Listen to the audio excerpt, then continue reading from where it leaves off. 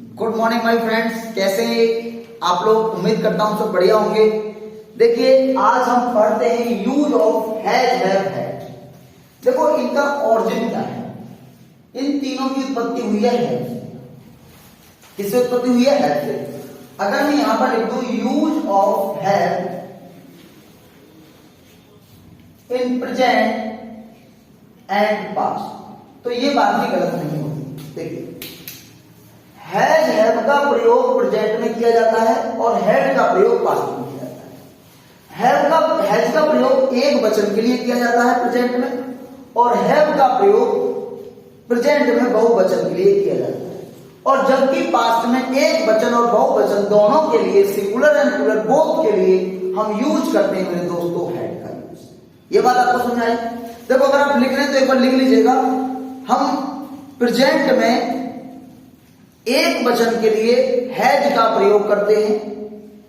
लिखिए, हम प्रेजेंट में एक वचन के लिए हैज का प्रयोग करते हैं, बहुवचन के लिए प्रेजेंट में हैव का यूज करते हैं, जबकि पास्ट में एक वचन और बहुवचन दोनों के लिए हम हैड का ही यूज करते हैं। ठीक है, देखिए इसका सर सेंटेंस का रूल लिख दीजिएगा। रूल से पहले दोस्तों पहचान, इसकी पहचान क्या कहते हैं? जब किसी के पास किसी वस्तु का होना या न होना पाया जाए तो हम ऐसे वाक्यों को हैव से बनाते हैं। अब देखिए, मैंने यहां हैव यूज कर दिया, ये वाइडर फॉर्म में यूज किया। अब आपको देखना है, प्रेजेंट है, सिंगुलर है, हैज, प्लूरल है, हैव का है भी रहेगा, और पास्ट है तो हैड कर लेना अकॉर्डिंग। ठीक है, ठीक है सब बिल्कुल। अब हमको क्या करना है? अब यहां पर देखो एक बात समझो, देयर में उसमें कंफ्यूजन क्या है? कभी कभी क्या होता है कि 70-80% देयर वाले हैजर से बन जाते हैं, हैजर वाले देयर से बन जाते हैं। सर इसका कुछ बताओगे? इसका मैं तुम्हें बताऊंगा एक वीडियो में। ठीक है, अलग से वीडियो के लिए मैं शूट करूंगा, तब मैं आपको बताऊंगा। लेकिन आप पहले दोनों को समझ तो लीजिएगा ना।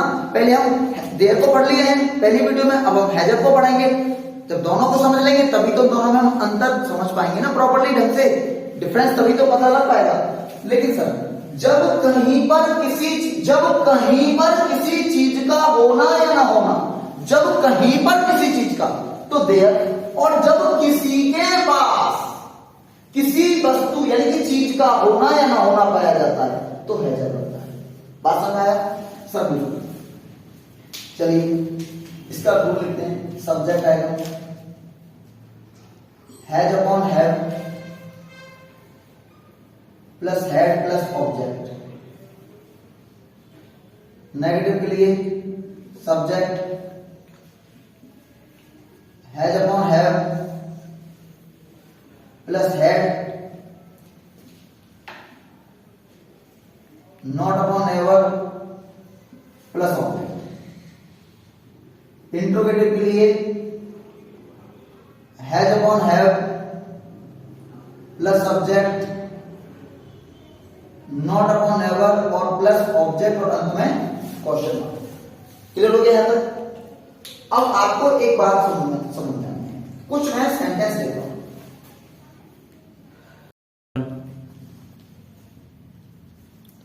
हाथी की सूंड होती है,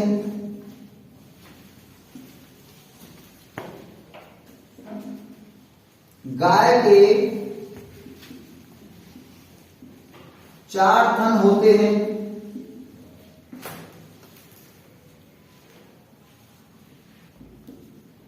राम के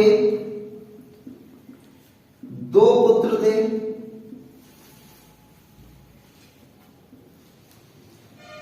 मेरे पास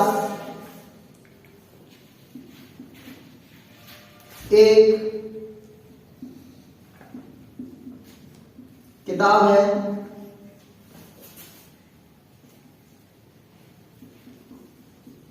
नगमा के पास पढ़ने के लिए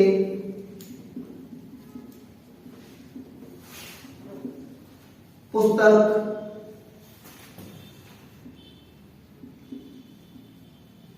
क्यों नहीं थी?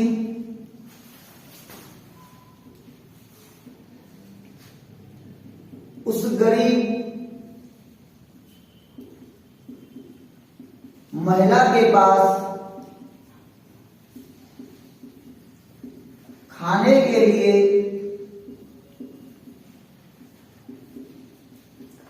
अनाज भी नहीं था।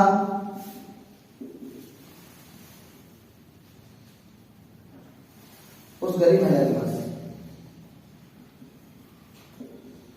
मेरे पास तुम्हें पढ़ाने के लिए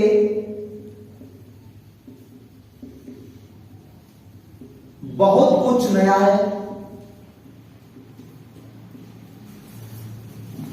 पढ़ाने के लिए बहुत कुछ नया है।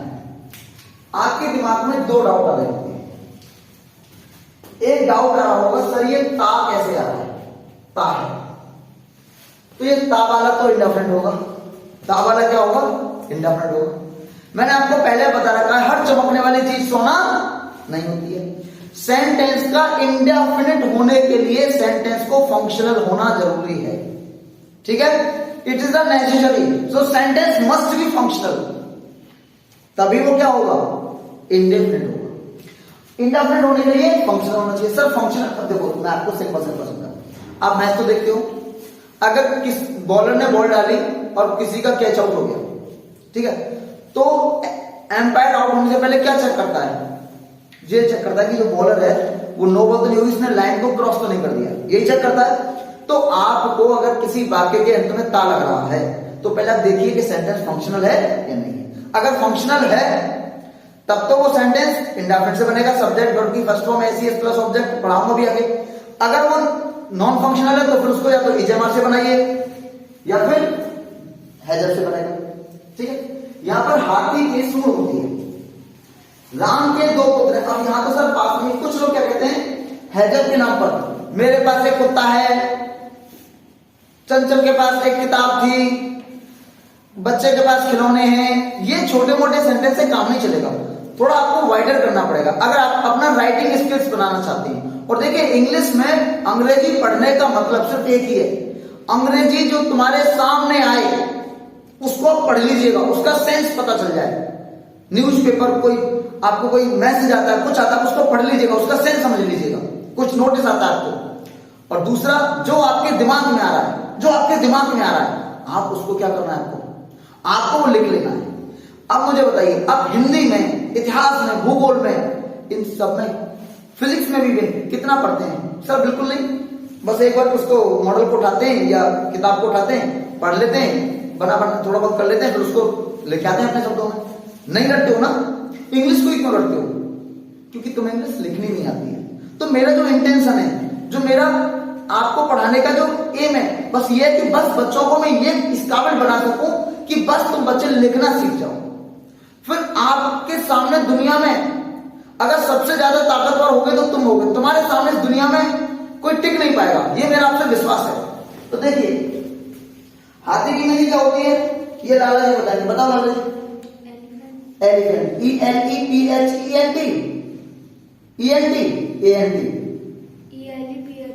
हाँ ELEPHANT है, ये होती लाला जी, ये नहीं होती है। देखो आप जो थोड़ा थोड़ा, देखो मैं कह नहीं रहा, आप थोड़ा मीनिंग का ध्यान रखना पड़ो, क्योंकि हम कभी कभी ना फ्लो में, ये गलती हमसे भी हो जाती है, ऐसी कोई बड़ी बात नहीं है, लेकिन ध्यान रखना चाहिए। तो एलिफेंट, अब एलिफेंट कितने हैं? एक हैज क्या गाय के 4 टर्म होते हैं, काउ, हैज, 4 अडर। अडर किसकी मीनिंग होती है? थन की। ट्रक किसकी होती है? सूंड की मीनिंग।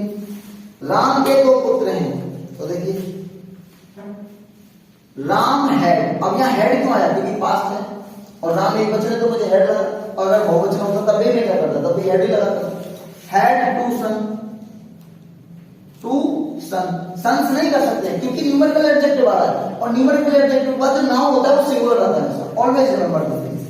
मेरे पास, तो आई हैव आ बुक, ठीक है। नगमा के पास पढ़ने के लिए पुस्तक क्यों नहीं थी, तो I had Nagma not book, पढ़ने के लिए, तो लिए की मीनिंग फॉर, और इसमें आ रही है नानी। अब जब भी नानी नहीं आएगा, मैंने आपको बताया यदि किसी वर्ग के अंत में ना कॉमा नहीं कॉमा नहीं आदि शब्द लगे हों तो उस वर्ग के अंत में या तो आईएनजी लगा देते हैं या उस वर्ग से पहले टू लगा देते हैं। सर टू तो लगा नहीं सकते हैं, क्यों, क्योंकि एक प्रीपोजिशन आ रही है, क्योंकि डबल पार्ट ऑफ स्पीच नहीं आता कभी एक साथ, तो टू नहीं आएगा तो क्या लगाना पड़ेगा आपको, आईएनजी लगाना पड़ेगा। पढ़ने की मीनिंग होती है read, for read. I hope आपको समझ आया। उस महिला के पास खाने के लिए अनाज क्यों नहीं था, अच्छा नहीं था महिला का, ठीक है। तो that poor lady had not grain for eating, खाने, और ग्रेन किसकी मीनिंग है, GRAIN, GRAIN, ग्रेन, खाने, अनाज की मीनिंग, अनाज होता है ना, अनाज की मीनिंग। मेरे पास तुम्हें पढ़ाने के लिए बहुत कुछ नया है, I have a lot, I have a lot to teach to you, ठीक है। और मैंने यहां क्या लगा दिया, पढ़ाने को मैंने यहां, तो I have a lot teaching to you भी कर सकता हूं मैं इसको, मैं यहां पे इसको क्या कर सकता हूं, ये इसको मैं टीचिंग भी कर सकता हूं। क्लियर हो गया, उम्मीद करता हूं आपको ये टॉपिक क्लियर हुआ होगा जब तक।